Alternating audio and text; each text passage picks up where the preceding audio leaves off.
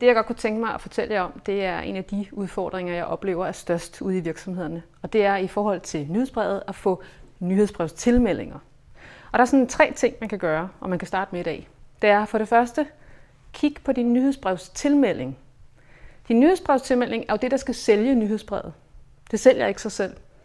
Din nyhedsbrevstilmelding er din email value proposition. Hvad får de hos mig? Hvad kan jeg tilbyde? En god nyhedsbrevstilmelding gør 2 ting rigtig godt. Det ene er, at det fortæller dine værdifulde tilmeldinger, at de skal skrives op. Altså dem, der er relevante for din virksomhed. Dem, som ved eller gerne vil vide noget om din virksomhed, synes om dine produkter eller vil have mere af din viden.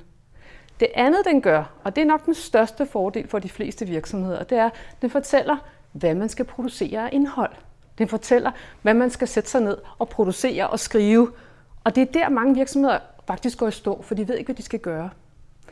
Når man har lavet sin email value proposition, så gå ud og sælg dit nyhedsbrev. Vær stolt af det.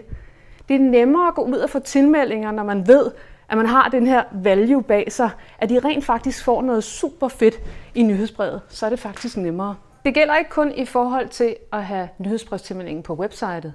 Nej, gå ud og sælg det også, når du møder dine kunder. Gå offline og mød dine. Offline er super hot.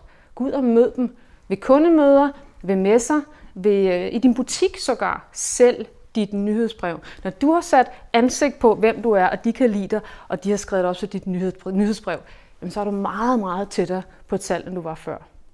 Den tredje ting, som de fleste virksomheder faktisk overser som en mulighed, det er annoncere med dit nyhedsbrev.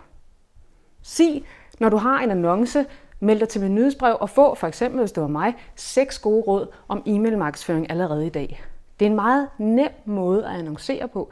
Det er nemmere at annoncere med nyhedsbrevet og få dem på den liste, end det er at annoncere med, at de kan booke et møde, for eksempel, der er lidt længere. Så det du skal huske, når du skal have nyhedsbrevstilmeldinger, start med din nyhedsbrevstilmelding. Få den lavet ordentligt, få lavet en value proposition.